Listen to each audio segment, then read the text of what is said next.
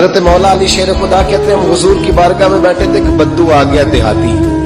نبی کریم علیہ السلام اس سے فرمانے لگے یار کدھر آیا ہے؟ کہنے لگا حضور زیارت کرنے. حضور کا دریائے کرم جوش میں آ گیا. حضور فرمانے لگے چل تو آ ہی گیا ہے نا, اس طرح کر کچھ مانگ لو. کہنے لگا حضور واقعی مانگ لوں؟ دیہاتی تھا نا, بدو تھا. حضور نے فرمایا تجھے شک ہے کوئی؟ آج جو ہے مانگ لے.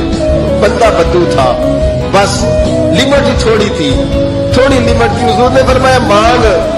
کہنے لگا حضور میں نے سفر کرنا ہے, مجھے ایک اونٹ دے دے. حضرت علی کہتے ہیں میں نے کہا تجھ پہ افسوس, ہمارا خیال تھا تو جنت کی ٹکٹ مانگے. حضرت علی شیر خدا کہتے ہیں وہ اسی پہ اڑ گیا. حضور مسکرائے. حضور نے بھی کہا یار تو نے مانگا کیا؟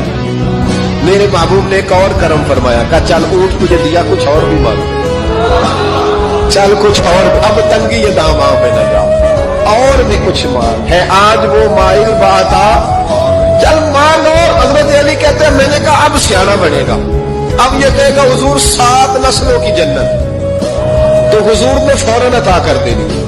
اب یہ کہے گا یا رسول اللہ جتنے بیٹھے سب کے لیے اعلان کر دے دوزخ سے آزادی کا, جتنے میری نسل میں لوگ ہیں سب کے لیے اعلان ہو جائے گا. لیکن وہ وہی کا وہی رہ گیا. نبی کریم نے فرمایا اور مانگ لے. کہنے لگا واقعی دیں گے؟ فرمایا ہاں دیں گے. کہنے لگا جی اونٹ دے دیا تو پھر سارے سفر کا کرایہ بھی دے دے, خرچہ بھی دے دے, پیسے بھی دے دے. حضرت علی کہتے ہیں میں نے کہا کچھ نہیں دے, اس کی حیثیت ہی نہیں. کدھر چلا گیا؟ اب حضور نے خود یہاں محبوب کریم نے روک کے ارشاد فرمایا. حضور مسکرائے, فرمایا جا تجھے آنے جانے کا خرچہ بھی دیا.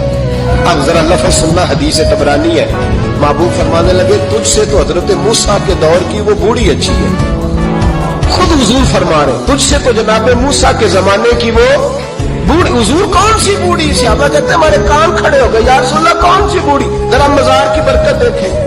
نبی کریم علیہ السلام فرمانے لگے اللہ کریم نے حضرت موسیٰ جب ہجرت کرنے لگے تو فرمایا موسیٰ جب جاؤ نا تو سمندر کے قریب یا سمندر کے اندر یا سمندر کے کنارے, مختلف لفظ ہیں روایتوں میں, حضرت موسیٰ کا تابوت, حضرت یوسف کا تابوت بھی دفن ہے, تو وہ تابوت بھی ساتھ لے جانا.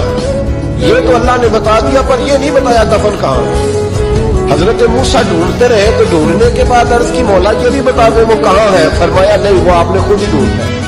حضرت موسیٰ ڈھونڈ رہے اور ڈھونڈتے ڈھونڈتے فرمایا مل نہیں رہا تھا, لوگوں سے پوچھا بھی کہاں ہے. اور یہ بھی اللہ کی حکمت ہے.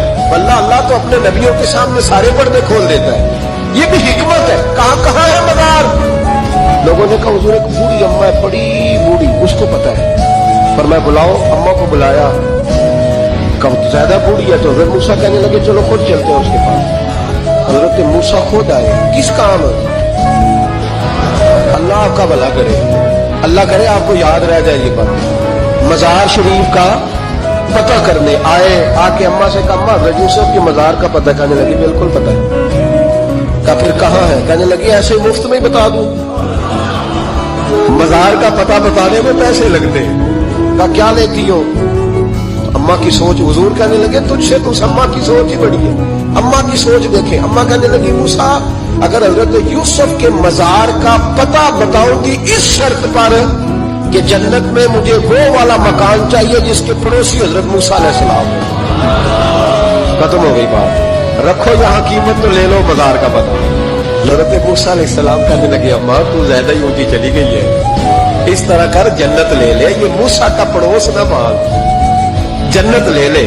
حضرت موسیٰ علیہ السلام کی اس اماں سے تکرار ادب سے کہہ رہی ہے. یہ بات بھی اللہ نے اماں کے دل میں ڈالی. ادب سے کہتی کہ نہیں پھر موسیٰ نہیں نہ اگر وہ مکان لینا جاؤ کسی اور سے پوچھیے. نہیں بتا, ناز سے بات کر رہی ہے. 3-4 دفعہ جب کہا نا حضرت موسیٰ علیہ السلام کہنے لگے اماں جنت دے تو رہا ہوں. جب اماں ڈٹ گئی لینا ہے, حضرت موسیٰ علیہ السلام اللہ کی بارگاہ میں عرض کرنے لگے مولا یہ تو ڈٹ گئی ہے, اب بتا کیا کرنا ہے. تو رب کریم نے فرمایا موسیٰ خود نہیں بول رہی, میری توفیق سے بول رہی ہے, اور میں نے ہی بات ڈالی ہے دل میں. تو اس طرح کر, تو وعدہ کر لے میں انشاءاللہ عطا کر دوں گا.